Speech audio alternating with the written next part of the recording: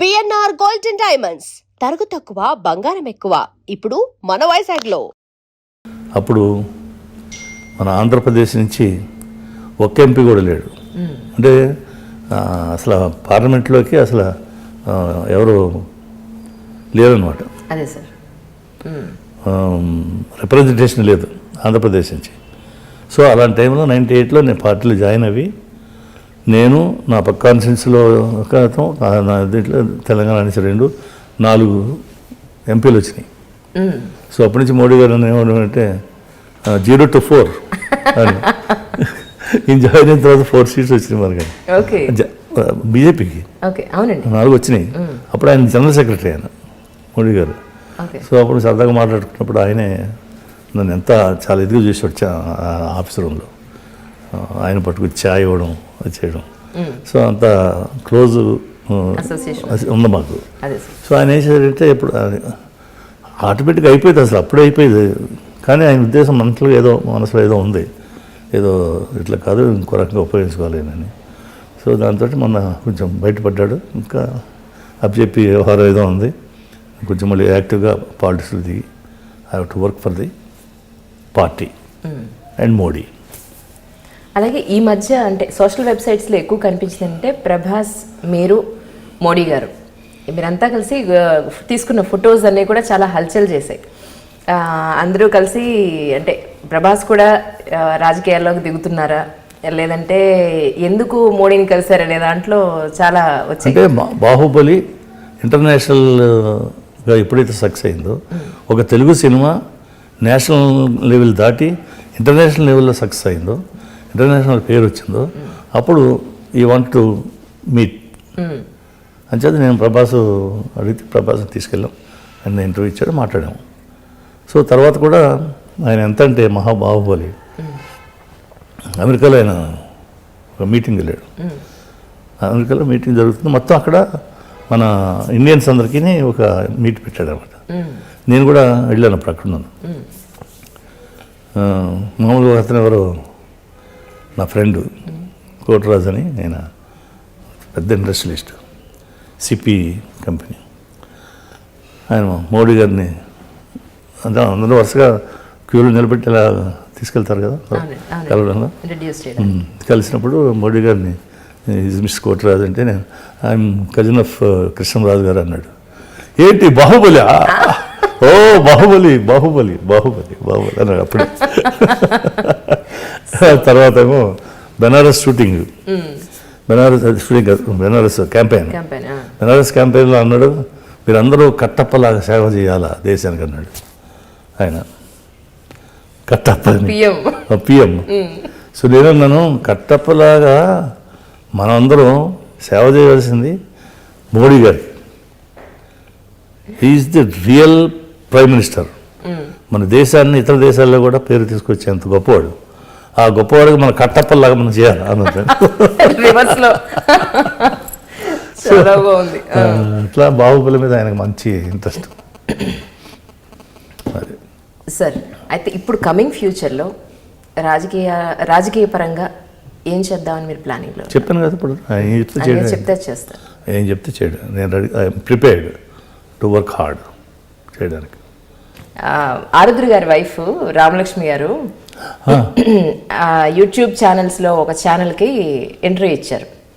అందులో రమణ గారు విషయంలో కృష్ణరాజు గారు ఇలా అన్నారు, ఇలా చేశారు, ఆయన ఈ పరిస్థితికి కారణం ఆయనే అని చెప్పని రామలక్ష్మి గారు చాలా పెద్ద ఎత్తున ప్రొపగండ చేశారు.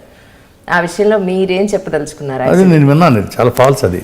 అంతేనండి, ఆవిడ పొరపాటుగా అర్థం చేసుకున్నారు, ఇంకో తెలియదు. కానీ అసలు నథింగ్. అంటే నేను అడగడానికి కూడా కారణం ఏంటంటే సార్, కృష్ణరాజు గారు అంటే ఒక మంచి ఇంటికి ఎవరు వచ్చినా కడుపు నిండా పెట్టి పంపిస్తారు, దానకరణ్ అనే పేరు విన్నాను తప్ప ఇలాంటి వర్డ్ ఎక్కడ వినలేదు. బాబు గారు రమణ గారు అంటే నాకు చాలా, అసలు బ్రాహ్మణులు అంటేనే నాకు ఇష్టం. అందులో ఇద్దరు అంటే నాకు మహా ఇష్టం. ఎందుకంటే బాపు గారు మా ఊరు నరసపురం మాకు పక్కన, ఆయన బొమ్మలు అన్నా కానీ రమణ గారు డైలాగులు నేను ఎంతోమంది చెప్తుంటాను. ఇప్పుడు కాళ్ళలో ముళ్ళు గుచ్చుకుంటే బాధపడద్దయ్యా, కంట్లో గుచ్చుకోలేదని సంతోషించు. ఎంత గొప్ప ఫిలాసఫీ చూడండి. అలాగే తర్వాత ఎంత ఆ మనిషి మీద ఇష్టం లేకపోతే మీరు ఈ డైలాగ్ గుర్తుపెట్టుకుంటారు. తర్వాత కూతుర్ని అత్తవారింటికి పంపిస్తూ తండ్రి చేత ఒక డైలాగ్ చెప్పిస్తాడు, అమ్మా నీ కాపురం సరిగ్గా చూసుకోమని నువ్వే సర్దిద్దుకోవాలని. మనం తిన్న అన్నం మనమే జీర్ణించుకోవాలి తప్ప బయట వాడు వచ్చి జీర్ణించడు. అంటే నీ కుటుంబంలో ఉన్న ఇబ్బందులు కానీ బాధలు కానీ నువ్వే సర్దిద్దుకోవాలి తప్ప బయట వాడు వచ్చి సర్దిద్దాడు అనుకోవద్దు అనేంత గొప్ప. తర్వాత మాకు భక్త కన్నప్ప, మనోహర్ పాండవులు ఆయన రాసిని వాళ్ళిద్దరూ చేసింది నాకు ఎంత గొప్ప ఇది చెప్పలేము అనమాట. భక్త కన్నం సినిమా తీయడానికి వెళ్ళినప్పుడు అంతకుముందు భీమవసంలో మాకు కృష్ణవేణి డైరెక్టర్. సో ఇదంతా వర్క్ చేసాం, భక్త కన్నప్ప వర్క్ చేసాం మేము మధుసంరావుతో. నాకు నచ్చలేదు, వచ్చేసాను, నేను వచ్చేసాను. అంత సైంటిఫిక్ అనాలిసిస్ ఇచ్చుకుంటూ మోడర్న్గా తీద్దామని చెప్పి ట్రై చేశాను అనమాట. ఆ తర్వాత అంతా అన్నాడు, మా బ్రదర్ అన్నాడు, ఇది మధుసంరావు వల్ల కాదండి, ఇది చేయలేదు, ఏదో మీరు ఏదో కష్టపడేదో సైంటిఫిక్ వర్క్ చేస్తున్నారు కానీ అంటే. అప్పుడు మొత్తం చూసి నేను రియలైజ్ అయ్యి ఏం చేద్దామంటే, చేస్తారంటే మరి బాపురామ గారు చేయాలి ఇది అంటే. అప్పుడు బాబు గారి దగ్గరికి వెళ్ళాం, రామ గారి దగ్గర వెళ్ళి ఈ బైండ్ వచ్చేసేది పట్టుకెళ్ళి మనం భక్తి కన్నప్ప చేయాలని. ఇప్పుడు స్క్రిప్ట్ ఉంది కదా, అది కమ్యూనిస్ట్ కన్నప్ప అండి, అది మనం తీయాల్సింది భక్త కన్నప్ప అని చెప్పి అప్పుడు చెప్తాను నవ్వారు. ఓకే అండి మంచిది చేద్దామా, ఇష్టం కదమ్మా అంటే. సో దాని మీద అప్పుడు వర్క్ చేసాం. ఎంత వర్క్ చేసేవాడు అంటే, రోజు రమణ గారు నేను పొద్దున్నే షూటింగ్ వెళ్ళినప్పుడు ఇక్కడ ఒక చోట 1 మంత్ షూటింగ్ చేసాం ఇక్కడ అడవుల్లో. పొద్దున్నే తెల్లవారుదాన్ని వెళ్ళి నేను నిద్ర వాకింగ్ వెళ్తూ స్టోరీ చెప్పడం, దాని గురించి డిస్కస్ చేయడం, ఎడిటింగ్ ఇది ఎక్కువ ఎంత తగ్గించడం చేయడం, మొత్తం మీద డిస్కషన్ అనమాట. వెళ్ళిపోయి వచ్చి నేను మేకప్ వేసుకుని ఆయన ఏమో వెళ్ళిపోయాడు. ఆ తర్వాత సాయంత్రం వచ్చిన తర్వాత బాపు గారు రమణ గారు నేను కూర్చొని మళ్ళీ జరిగింది రేపు చేయబోయే సీన్ల గురించి ఆలోచించేవాడు. అంత క్లోజ్ కాంటాక్ట్స్ ఉన్న మాకు, చాలా మామూలు కాదు, ఒక ఫ్యామిలీ మెంబర్స్ లాగా అదనమాట. చెత్తపై అన్నీ రాంగ్,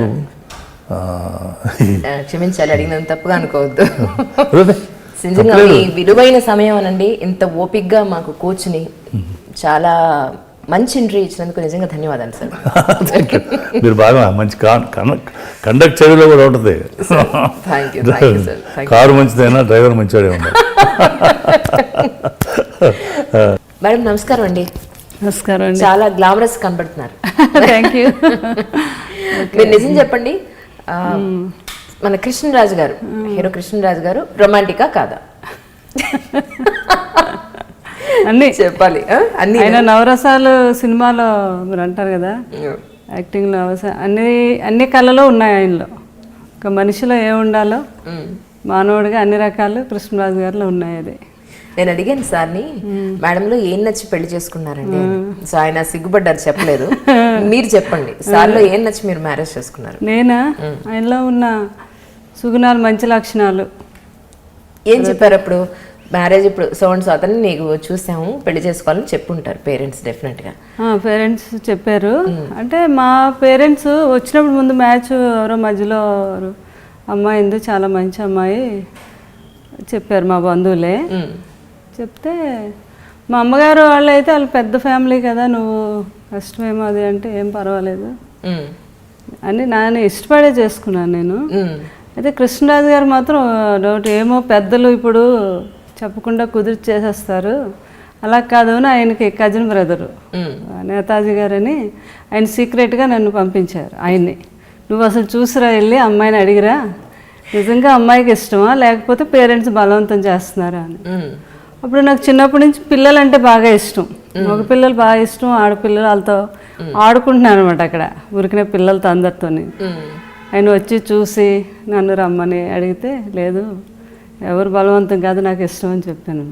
వచ్చి వెంటనే కృష్ణరాజు గారు చెప్తే అప్పుడు ఓకే చేశాను.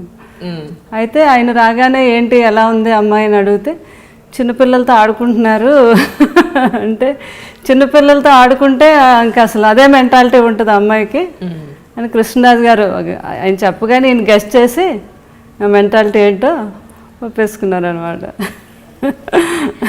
ఇప్పుడు ప్రజెంట్ సినారియోలో ఒక అమ్మాయికి పెళ్లి చేయాలి అని అంటే కనుక ఎన్నో రకాలుగా ఆలోచించి, ఇటు ఫ్యామిలీ పరంగా కానివ్వండి, అబ్బాయి పరంగా కానివ్వండి, చాలా రకాలుగా ఆలోచించి చేయాల్సి వస్తుంది. ఒక విధంగా చెప్పాలంటే భయపడాల్సిన రోజులు. అమ్మో ఎలా చేస్తాము, ఎలా ఉంటారు అని. మీ మట్టుకు మీ అమ్మాయిలకి ఎలాంటి అల్లుడైతే సూట్ అవుతారని మీకు అనిపిస్తూ ఉంటుంది? ఎప్పుడైనా సరే నేను చెప్తున్నానండి, అంటే నేను కృష్ణరాజు గారు ఎలా ఉంటాం, మనుషుల్లో ఈగో ఉండకూడదండి. మెయిన్ భార్యాభర్తలు అనేటప్పుడు ఉంటాయి, భార్యాభర్తలు ఎంత గొప్పోళ్ళు అయినా కూడా చిన్న చిన్న మనస్మర్థలు రావటం అవన్నీ కామను. కానీ దాన్నే మనసులో పెట్టేసుకోకూడదు. అది ఆ నిమిషంలో గొడవ అయ్యాక దాన్ని వదిలేయాలి, తర్వాత మళ్ళీ మామూలు అయిపోవాలి. తర్వాత ఏమో తను ఎక్కువ అంటే తను ఎక్కువనే ఇగో అనేది వండుకుంటూ ఉంటే అది చాలా హ్యాపీగా ఉంటారండి.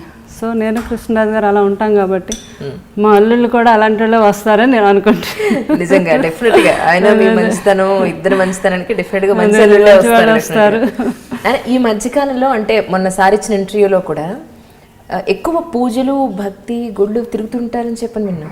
అంటే అటువైపు అంత భక్తి రావడానికి గల ప్రధాన కారణం ఏంటంటారు? అంటే మా మదర్ ఫాదర్కి చాలా భక్తి అండి చిన్నప్పటి నుంచి. అయితే చిన్నప్పటి నుంచి మా మదర్ ఏంటంటే దేవుడి దగ్గర కూర్చొని మంత్రాలు అవి కూడా బయటకు చదువుకోవడం అలవాటు. ఆ బయటకు చదువుకోవడం విని విని నేను కూడా ఇంకా బయటకే చదివేస్తాను ఈ రోజుకి. అలా నా చిన్నప్పటి నుంచి కూడా కార్తీక మాసంలో ఉపవాసాలు చేయటం, ఇంకా సోమవారం అప్పటి నుంచి ఇప్పటి వరకు కూడా చాలా సన్నబడిపోయారు, ఉపవాసాలు బాగా చేసేస్తున్నట్టున్నారు. కార్తీక మాసం నెల రోజులు చేస్తానండి, ఉపవాసాలు చేస్తాను. ఆ మంత్ అంతా నో నాన్ వెజ్. అసలు నాకు బాగా భక్తి ఎక్కువ, భగవంతుని బాగా నమ్ముతాను అనమాట నేను. అలా మా మదర్ దగ్గర నుంచి అలవాటైంది నాకు. సో నాకు కూడా ఉంది ఆల్రెడీ భక్తి అనేది. మా అమ్మగారు దెబ్బలాడేవారు, పెళ్లి కాని పిల్లలు అలా ఉపవాసాలు చేయకూడదు, అలా ఎక్కువ అది అంత పిచ్చిగా ఉండకూడదు అది. కానీ ఆ విషయంలో మాత్రం నేను వినేదాన్ని కాదు. నా పూజలు, నా భక్తి నాదే. అందుకే అనుకుంటానేమో అంత మంచి భర్త దొరికాడు అని నాకు ఒక ఇది నమ్మకం అన్నమాట. అంటే భగవంతుడు ఉన్నాడు అని మీకు అంటే పర్టికులర్గా ఒక సందర్భంలో ఎస్ భగవంతుడు ఉన్నాడు నిజంగా, ఈ సందర్భంలో అయితే మనల్ని ఇలా బయట పడేసాడు కాదు అని అనిపించిందండి ఇన్నేళ్ళ మీ వైవాహిక జీవితంలో? ఎందుకంటే మాకు మెయిన్ మా ఫ్యామిలీకి మా ఫాదర్ చాలా బాగా చూసుకునేవారు మమ్మల్ని. నన్ను అయితే మా సిస్టర్ని అయితే అంత చిన్నప్పటి నుంచి చాలా ప్రేమ. అట్లాంటి ఆయన చనిపోయేసరికి చాలా ఇబ్బందులు పడ్డాం. అయ్యో. మా మదర్ మంచి చాలా కమెండ్, చాలా రెబల్గా ఉండేవారు, ఎవరికి స్ట్రాంగ్ అనమాట. ఎవరు మాట పడడం కానీ చాలా అనమాట. ఎవరైనా అనేవారు అయ్యో ఆయన చనిపోయారు. అప్పటికి అక్క పెళ్ళి అయింది, ఇంకా నా పెళ్ళి అవ్వలేదు. నేను అక్క ఇద్దరు. మా సిస్టర్ మ్యారేజ్ అయింది, నాకు ఇంకా అవ్వలేదు. అందరూ అనేవారు సడన్గా చనిపోయారు, ఆడపిల్ల పెళ్ళి ఎలా అవుతుందంటే. మా అమ్మగారు అస్సలు వినేవారు కాదు, బ్రహ్మాండమైన సంబంధం చేస్తానని అనేవారు. అందరూ వెనక అనుకున్నారు ఎంత పొగరో అలా అనేసి. కానీ ఆ టైంలో మాత్రం బాగా మా అమ్మగారికి కూడా భక్తి ఎక్కువ. ఏదో ఒక రూపంలో ఒక బాబా అమ్మ అంటారనమాట.